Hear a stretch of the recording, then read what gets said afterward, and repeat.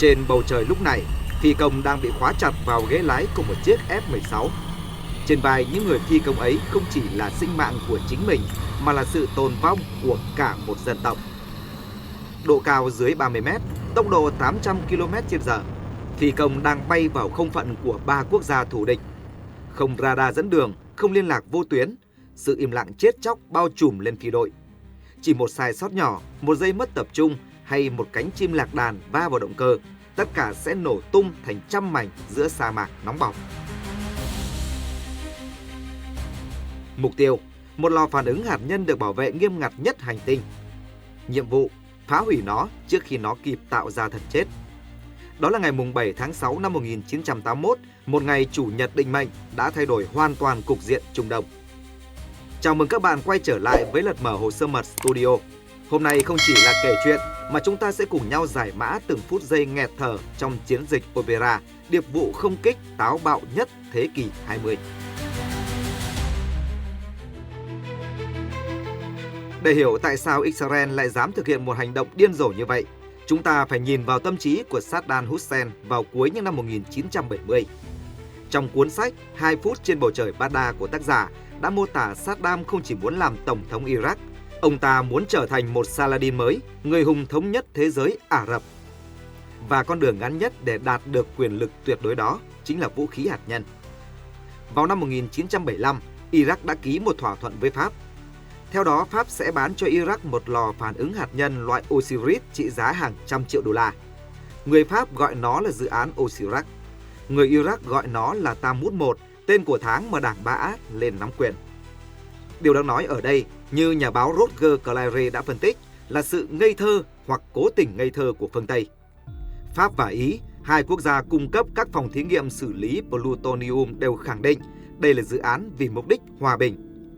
Nhưng Israel thì không tin vào những lời hứa hẹn đó. Một quốc gia với trữ lượng dầu mỏ khổng lồ như Iraq thì cần gì năng lượng hạt nhân để phát điện. Với Thủ tướng Israel Menachem Begin, một người đã mất cả gia đình trong thảm họa diệt chủng Holocaust, từ hạt nhân trong tay kẻ thù đồng nghĩa với tận thế. Ông từng nói một câu nổi tiếng được ghi lại trong các biên bản nội các: chúng ta sẽ không đợi đến khi lưỡi gươm kề vào cổ con cháu chúng ta. Và thế là cỗ máy tình báo Mossad được lệnh khởi động, với mục tiêu là bằng mọi giá không để Iraq có bom. Cuộc chiến bắt đầu không phải ở sa mạc mà ở những thành phố hoa lệ của châu Âu. Trong cuốn Mossad, những nhiệm vụ vĩ đại nhất của tác giả Michael Bazoha đã tiết lộ chi tiết về chiến dịch Spin. Tháng 4 năm 1979, tại một nhà kho khổng lồ ở cảng La Seine-sur-Mer, miền Nam nước Pháp, trái tim của lò phản ứng, hay còn gọi là lõi tổ ong, đang nằm chờ ngày chuyển xuống tàu sang Iraq. Đêm ngày 6 tháng 4, 7 đặc vụ Mossad thuộc đơn vị Qaiden, mũi lưỡi lê, đã xâm nhập vào nhà kho. Họ không phải là những kẻ phá hoại bình thường, họ mang theo loại thuốc nổ dẻo đặc biệt được tính toán liều lượng chính xác để chỉ phá hủy cấu trúc lõi lò phản ứng mà không làm sập cả nhà kho hay gây thương vong cho bảo vệ. Bùm, một tiếng nổ gọn ghẽ vang lên. 60% cấu trúc trị giá hàng chục triệu đô la biến thành sắt vụn.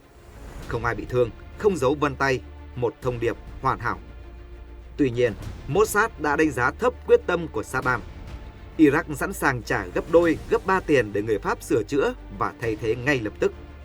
Sự phá hoại vật chất chỉ làm chậm tiến độ được 6 tháng. Mossad hiểu rằng họ phải vận chuyển sang một phương án tàn khốc hơn, đó là loại bỏ con người. Trong cuốn Brian Kinfus, Trỗi dậy và giết trước, nhà báo Ronen Beckman mô tả Yahya el-Massad là một trong những nhà vật lý hạt nhân xuất sắc nhất của Ai Cập, người được Saddam Hussein thuê để điều hành chương trình. Ông ta chính là bộ não của Orisak. Mossad đã theo dõi el-Massad suốt nhiều tháng. Họ biết ông có thói quen yêu cầu dịch vụ phòng đặc biệt mỗi khi đến Paris công tác. Ngày 14 tháng 6 năm 1980, tại khách sạn Le Méridien của Paris, khi el-Massad trở về phòng sau một ngày làm việc căng thẳng, ông không biết rằng tử thần đã đợi sẵn. Xác của ông được tìm thấy vào sáng hôm sau. Ông bị đánh chết, cổ họng bị cắt. Nhưng điều kỳ lạ là tiền bạc trong ví vẫn còn nguyên. Chỉ có những tài liệu mật về lò phản ứng là biến mất. Có một nhân chứng duy nhất đã nhìn thấy những người lạ mặt làng vàng trước phòng của ông ta. đó là một cô gái gọi có tên Maria Claude Manga. Cô đã khai báo với cảnh sát Pháp về đặc điểm nhận dạng của nghi phạm. Nhưng chỉ vài tuần sau đó, vào ngày 12 tháng 7, Maria cũng bị một chiếc xe hơi chạy tốc độ cao tông chết ngay trên đường phố Paris. Một tai nạn hay một sự bịt đầu mối? Có lẽ câu trả lời dường như đã quá rõ ràng. Thông điệp máu của Mossad đã có tác dụng. Hàng loạt kỹ sư hạt nhân của Pháp và Ý hoảng sợ xin rút lui. Dự án Osirak bị tê liệt một thời gian. Nhưng Saddam Hussein không từ bỏ. Ông ta đưa thêm tiền, tăng cường an ninh và đẩy nhanh tiến độ hoàn thiện lò phản ứng trước khi Israel kịp trở tay. Chúng ta đang ở năm 1980, chiến tranh Iran và Iraq bùng nổ. Và đây là lúc cuốn lịch sử lật mở một trang kỳ lạ nhất mà ít người biết đến. Theo các tài liệu được tiết lộ sau này, Israel, dù bị Iran xem là kẻ thù, đã bí mật tiếp cận chính quyền Tehran. Logic rất đơn giản, kẻ thù của kẻ thù là bạn. Cả Israel và Iran đều sợ Iraq có bom hạt nhân. Ngày 30 tháng 9 năm 1980, hai chiếc F-4 Phantom của không quân Iran bất ngờ tấn công lò phản ứng Osirak. Cuốn Rain on the Sun, cuộc tập kích vào mặt trời tiết lộ rằng tình báo quân sự Israel đã cung cấp cho Iran những bức ảnh vệ tinh chi tiết về vị trí của lò phản ứng. Tuy nhiên, vụ tấn công của Iran đã thất bại. Bom chỉ làm hư hại nhẹ các tòa nhà phụ trợ và hệ thống làm mát. Lớp vỏ bê tông cốt thép của mái vòm vẫn đứng vững. Thất bại này dẫn đến một hệ quả tai hại. Saddam Hussein nhận ra lò phản ứng là mục tiêu bị săn đuổi. Ông ta ra lệnh xây dựng thêm các vành đai phòng không dày đặc. Tên lửa SAM-6, pháo cao xạ 57 ly được điều động bao vây Osirak. Tình báo Mossad báo về, lò phản ứng sẽ chính thức hoạt động vào mùa hè năm 1981.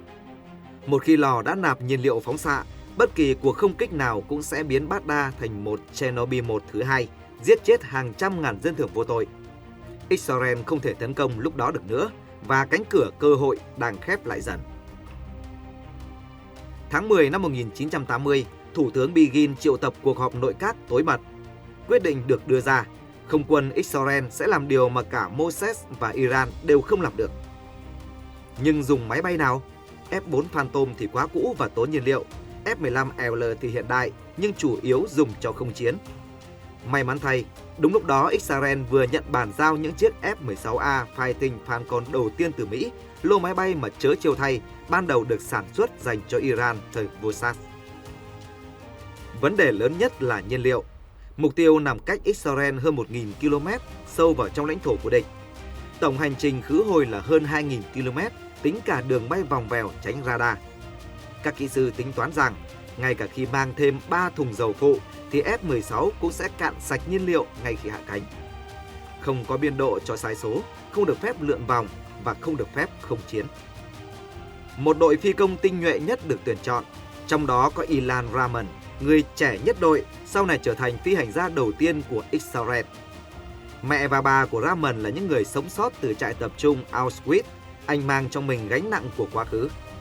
Họ tập luyện điên cuồng tại sa mạc Negev, họ thực hành kỹ thuật ném bom toss bombing và bổ nhào ở góc cao. Họ bay thấp đến mức cánh máy bay gần như liếm vào bụi cây sa mạc. Tổng tham mưu trưởng Rafael Eitan đưa ra một chỉ thị lạnh lùng. Nếu bị bắn rơi, hãy cố gắng trốn thoát. Và nếu bị bắt, hãy nói tất cả những gì các cậu biết, đừng để bị tra tấn vô ích. Vì dù sao lúc đó, nhiệm vụ cũng đã xong hoặc đã thất bại rồi. Chủ nhật ngày 7 tháng 6 năm 1981, 15 giờ 55 phút, lệnh cất cánh được ban ra. 8 chiếc F-16 mang theo 18 quả bom Mark 54, mỗi quả nặng gần 1 tấn. Hộ tống họ là 6 chiếc F-15 làm nhiệm vụ bảo vệ trên cao. Trọng lượng cất cánh vượt quá giới hạn thiết kế. Các phi công nín thở khi bánh xe rời mặt đất chỉ cách rào chắn đường băng vài mét. Để qua mắt hệ thống radar cảnh báo sớm của Jordan, Ả Rập Xê Út và cả mạng lưới AWACS của Mỹ, họ phải bay ở độ cao không tưởng là 30 mét. Hãy hình dung, họ bay thấp hơn cả ngọn của những cây trà là lướt qua các thung lũng đá. Sự im lặng vô tuyến được duy trì tuyệt đối. Họ giao tiếp bằng tín hiệu tay. Có một khoảnh khắc thót tim được ghi lại trong hồi ký phi công khi bay qua không phận Jordan. Họ suýt bị phát hiện bởi chính vua Hussein đang đi nghỉ mát trên du thuyền ở vịnh Aqaba. Vua Hussein, một phi công lão luyện, nhìn lên trời và nhận ra ngay đội hình này không phải đi tuần tra. Ông lập tức gọi điện cảnh báo cho Baghdad. Nhưng may mắn cho Israel và xui xẻo cho Iraq, thông điệp đã bị tắc nghẽn trong bộ máy quan liêu chậm chạp của Saddam. 17 giờ 30 phút, phi đội tiếp cận không phận Iraq. Nhiên liệu đã vơi đi một nửa, sự căng thẳng lên đến tột độ. Nếu bây giờ tiêm kích MiG của Iraq xuất hiện, họ sẽ phải vứt bỏ bom để không chiến và nhiệm vụ coi như thất bại. 17 giờ 35 phút, mục tiêu Osirak hiện ra như một pháo đài trắng giữa sa mạc. Ziuras, chỉ huy phi đội ra lệnh phá vỡ sự im lặng. Attack! Attack! Những chiếc F-16 thực hiện động tác pop-up. Đang bay sát đất, họ đột ngột kéo cần lái dựng ngược lên cao 2.000 mét, rồi lật ngửa bụng, bổ nhào xuống mục tiêu với góc 35 độ. Đây là lúc họ phơi mình trước hỏa lực phòng không. Pháo cao xạ Iran bừng tỉnh, đan lưới lửa trên bầu trời, nhưng đã quá muộn. Tốc độ bổ nhào của F-16 quá nhanh. Chiếc đầu tiên thả bom được cài ngòi nổ chậm, chúng xuyên qua lớp bê tông cốt thép dày 2 mét, rồi mới phát nổ bên trong lỏng lò phản ứng.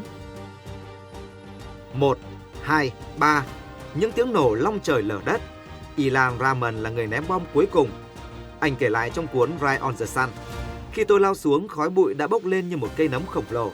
Tôi không thể thấy mục tiêu, tôi chỉ ném vào tâm của đám khói đó và kéo cần lái hết cỡ để thoát khỏi quả ngục. Chỉ trong vòng chưa đầy 2 phút, 16 quả bom Mark 84 đã xóa sổ hoàn toàn giấc mơ hạt nhân của Saddam Hussein. Lò phản ứng Osirak biến thành đống gạch vụn. Tất cả báo cáo, giọng Ziuras vang lên đầy lo lắng qua bộ đàm. Từng cái tên lần lượt đáp lại. 1, 2, 8, đủ cả 8 chiếc, không một ai bị bắn rơi. Đó là một phép màu quân sự. Họ bay ngược về phía mặt trời lặn, để lại phía sau một Trung Đông đang sục sôi giận dữ. Khi về đến Israel, họ không được chào đón công khai. Thế giới phản ứng dữ dội. Hội đồng Bảo an Liên Hợp Quốc ra nghị quyết 487 lên án Israel vi phạm luật pháp quốc tế. Ngay cả Mỹ, đồng minh thân cận nhất, cũng tạm thời ngưng chuyển giao vũ khí để trừng phạt. Nhưng Menachem Begin không hối hận. Ông dõng dạc tuyên bố, học thuyết Begin, bằng mọi giá Israel sẽ không bao giờ cho phép kẻ thù sở hữu vũ khí hủy diệt hàng loạt. 10 năm sau, năm 1991, khi Mỹ phát động chiến tranh vùng vịnh tấn công Iraq, Bộ trưởng Quốc phòng Mỹ lúc đó Dick Cheney đã gửi tặng tư lệnh không quân Israel một bức ảnh vệ tinh về lò phản ứng đã bị phá hủy với dòng chữ: cảm ơn các ngài, nhờ vụ này mà công việc của chúng tôi hôm nay dễ dàng hơn nhiều. Nếu ngày đó Israel không ra tay, thì rất có thể lính Mỹ và đồng minh năm 1991 đã phải đối mặt với một Iraq sở hữu bom nguyên tử. Chiến dịch Opera là một chiến thắng quân sự hoàn hảo, nhưng nó cũng để lại những khoảng lặng buồn. Ilan Rahman, người phi công trẻ nhất năm ấy, sau này trở thành phi hành gia đầu tiên của Israel. Chớ chiều thay, anh đã tử nạn khi tàu convoy Columbia nổ tung trên bầu trời Texas vào năm 2003, ngay trên bầu trời của nước Mỹ, nơi đã chế tạo ra chiếc F-16 mà anh từng lái. Câu chuyện về chiến dịch Opera để lại cho chúng ta một câu hỏi lớn về đạo đức và sự sinh tồn. Ranh giới giữa tự vệ chính đáng và tấn công xâm lược đôi khi chỉ mong manh như một sợi tóc. Israel đã chọn cách ra tay trước để bảo vệ dân tộc mình, chấp nhận sự lên án của cả thế giới. Bạn nghĩ sao về hành động của Israel? Liệu thế giới sẽ ra sao nếu Saddam Hussein có bom hạt nhân vào năm 1981? Đó là một hành động gìn giữ hòa bình hay chỉ là một tiền lệ nguy hiểm cho luật pháp quốc tế? Hãy để lại bình luận phân tích của bạn bên dưới. Chúng tôi rất muốn lắng nghe góc nhìn đa chiều từ phía các bạn yêu lịch sử. Để thực hiện video này, cả team của chúng tôi đã phải nghiên cứu rất nhiều tài liệu mật. Nếu thấy video này giá trị thì đừng quên bấm like, share và đăng ký kênh Lật Mở Hồ Sơ Mật Studio để tiếp thêm động lực cho chúng tôi. Xin chào và hẹn gặp lại trong những trang hồ sơ mật tiếp theo.